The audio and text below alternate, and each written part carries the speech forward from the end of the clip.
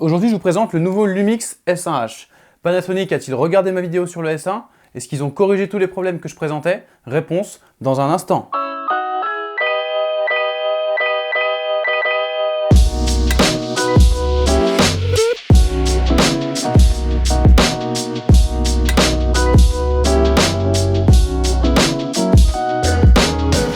Salut à tous. Alors vous le savez certainement, la marque Panasonic a longtemps été habituée à sortir des boîtiers hybrides qui ont des capteurs au format micro 4 tiers, donc un format relativement petit. Le dernier en date, c'est le GH5.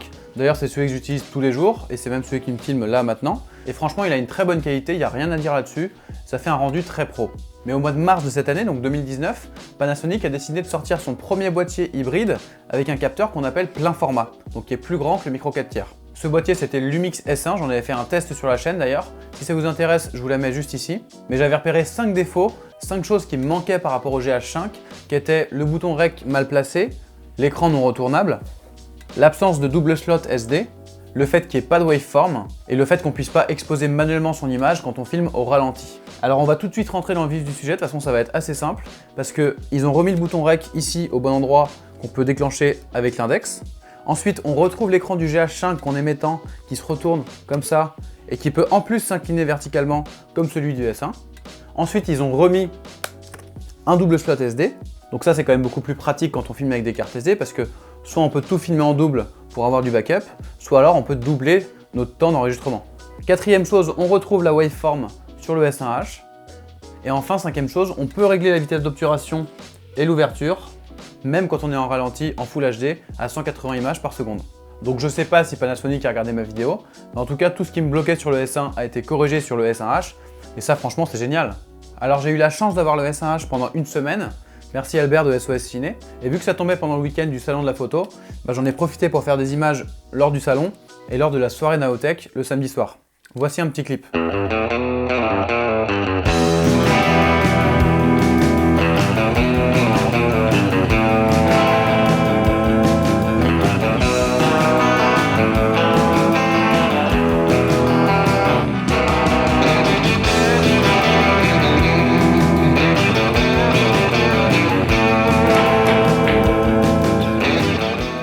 Bon, je pense que vous êtes d'accord avec moi, les images sont dingues, surtout en termes de piqué et de plage dynamique. Et il faut savoir que j'ai tout filmé avec cet objectif-là, qui est le nouveau Lumix Pro 24-70 et qui ouvre à f2.8. Donc forcément, cet objectif, il joue aussi sur la qualité des images que je vous ai montrées. Ce qui m'a impressionné surtout, c'est les performances en basse lumière, donc à la soirée Naotech. Le fait d'avoir un plus grand capteur, ça permet déjà d'être plus sensible à la lumière, parce que si on prend de la 4K sur un petit capteur et de la 4K sur un grand capteur, on a autant de pixels sur le petit que sur le grand. On a autant de photosites. Donc forcément, sur le grand capteur, ils vont être un peu plus grands que sur le petit capteur. C'est pour ça qu'en conditions de basse lumière, on va avoir un meilleur rendu en filmant avec un grand capteur plutôt qu'en filmant avec un petit capteur. Et la deuxième chose qui fait que le S1H est très bon en basse lumière, c'est son double ISO natif. Pour faire simple, la sensibilité ISO, c'est ce qui va permettre au capteur de rehausser numériquement et électroniquement l'exposition de l'image. Mais forcément, l'inconvénient, c'est que ça va rajouter un petit bruit numérique qui grouille un peu dans tous les sens, et ça, c'est pas beau du tout. Donc le fait d'avoir un double ISO natif sur le S1H, ça va permettre d'en avoir un à ISO 640, donc qui travaille normalement comme un boîtier classique. Et le deuxième ISO va prendre le relais à partir de ISO 5000, et grâce à l'algorithme du boîtier, ça va permettre d'avoir un bruit numérique qui est vachement réduit. Et vu que les ISO, on les augmente souvent quand on est en basse lumière, c'est pour ça que le S1H est si performant dans ces conditions.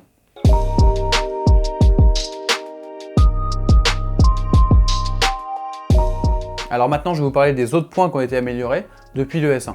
On retrouve l'écran sur le dessus, mais il est encore plus gros et il y a encore plus d'infos.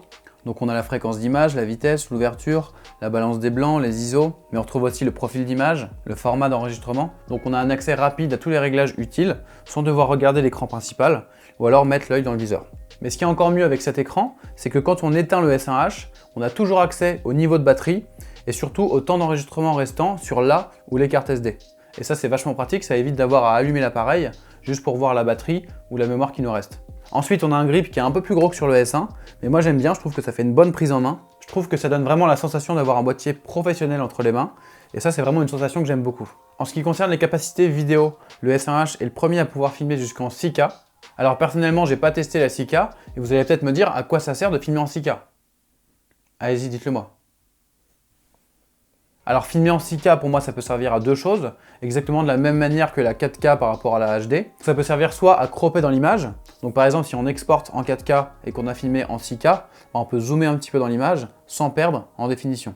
Ou alors deuxième chose, si on fait de l'étalonnage, ou alors qu'on applique des effets comme par exemple du fond vert, c'est intéressant d'avoir plus de pixels pour que les effets appliqués soient encore plus précis, par exemple pour le fond vert, que ça fasse vraiment un détourage plus précis autour des cheveux. Autre caractéristique vidéo, le S1H permet de filmer en 4:2 10 bits en interne.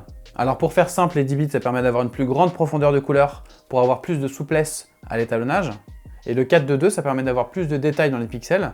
Et ça pareil pour l'étalonnage, c'est beaucoup mieux. Et pour couronner le tout, on peut filmer en Vlog, qui est le format log de Panasonic. Donc ça aussi, ça permet encore plus de souplesse en post-production. Donc si on combine les trois, donc 4:2, 10 bits et Vlog, là on va vraiment pouvoir se faire plaisir en post-production et on a vraiment affaire à un appareil qui nous fournit des images de qualité professionnelle.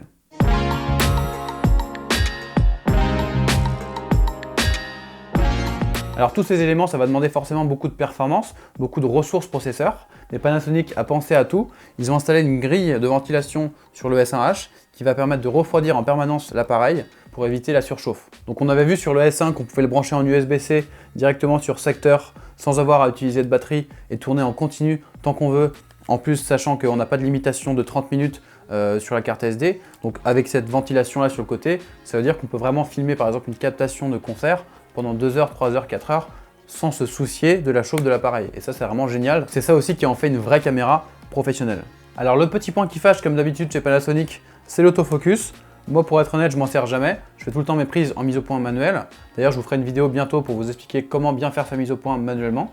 Mais en discutant un petit peu au salon de la photo avec Romain de la chaîne Tech News & Test, je peux comprendre que quand on a un besoin de faire du vlog face caméra comme ça, on n'a pas le temps de faire sa mise au point manuellement. C'est compliqué d'aller voir si on est bien au point, donc on a envie que ça soit net tout de suite.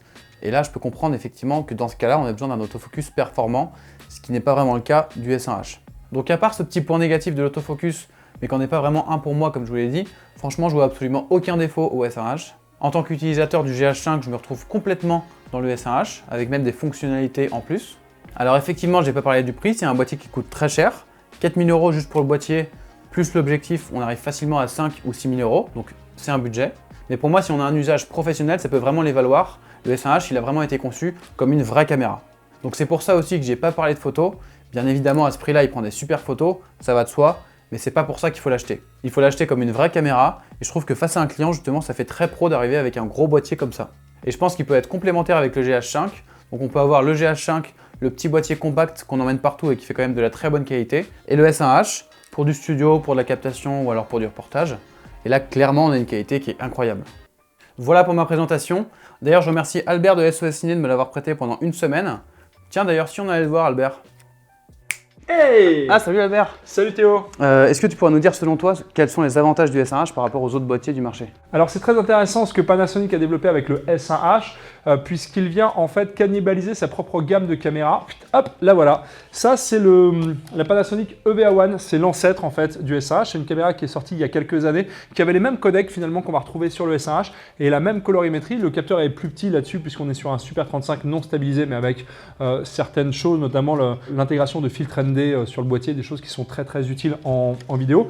Mais ce que Panasonic a compris avec le marché, c'est que les gens attendaient des boîtiers qui étaient de plus en plus petits, qui pouvaient être emballés partout. Faut savoir que sur le S1H, il y a la griffe flash qui permet d'insérer un module qui permet aussi d'y entrer 2 XLR avec l'alimentation fantôme. Clairement, la volonté de Panasonic, c'est d'aller conquérir le marché du pro avec ces boîtiers hybrides. C'est assez différent des autres constructeurs comme Sony ou Canon qui, elles, essayent de préserver en revanche leur gamme de caméras professionnelles par rapport à Pana. D'accord, donc eux ils ont décidé de tout regrouper là-dedans en fait, donc ils abandonnent... Ils abandonnent complètement ce caméra. Alors les possesseurs des EVA1 ne criaient pas « Oh là là mon Dieu, qu'est-ce qui va arriver ?» Elle a encore de beaux restes devant elle, notamment la possibilité de faire du vrai iframe 8 avec des grosses résolutions. Hein. On fait du 200 images par seconde en 2K, celui-là n'en est pas pour l'instant capable. Donc en fait finalement on peut vraiment dire que ça c'est une vraie caméra pro. Ah, c'est une vraie caméra pro. En plus de ça, je rebondis sur quelque chose que tu n'as pas cité, c'est le RAW DCI 12 bits. Cette caméra, le Lumix S1H ainsi que le Z6 pour la moitié de son prix, vont permettre en HDMI de sortir sur un enregistreur externe du RAW 12 bits. Donc c'est vraiment assez prometteur puisqu'on va avoir des caméras full frame stabilisées qui permettront d'avoir un flux de bayorisation partielle du capteur et d'avoir ainsi une image comme on n'aurait jamais pu espérer avoir il y a quelques années pour ce prix-là. Donc le RAW, en fait, ça sert à quoi concrètement? Le RAW, c'est... on parlait tout à l'heure de sous-échantillonnage. Il y a du 4.2.0, du 4.2.2, celui-là fait du 4.2.2 en interne. Tu as aussi le 4.4.4, c'est quand tous les pixels sont colorés. Le RAW, ça va être encore le step up. Ça va nous permettre, nous, en post-production, de ne pas avoir à régler la balance des blancs ni les ISO au moment de la captation et de pouvoir, en revanche, inscrire ces informations au moment de la post-production. Ouais, d'accord. Donc ça permet vraiment d'optimiser au maximum le fichier au moment du tournage pour avoir le plus de possibilités après en post-prod. Exactement. Si tu te plantes et que tu as fait une mauvaise balance des blancs, ou que les deux caméras, machin, etc., en RAW, tu n'as pas ce problème-là. Et donc le S1H, il est en location chez SOS Ciné? Il est en loc chez nous. Je ne sais plus à quel prix, mais en tout cas, vous pouvez tous les retrouver sur sosciné.fr, le site internet. Les devis se font en ligne. C'est assez facile si vous voulez regarder et comparer nos prix. Et on a toutes sortes d'objectifs pour la bête. Bon bah voilà, si vous voulez tester le S1H pendant une journée, 2 journées ou plus, vous savez où il faut venir, SOS Ciné.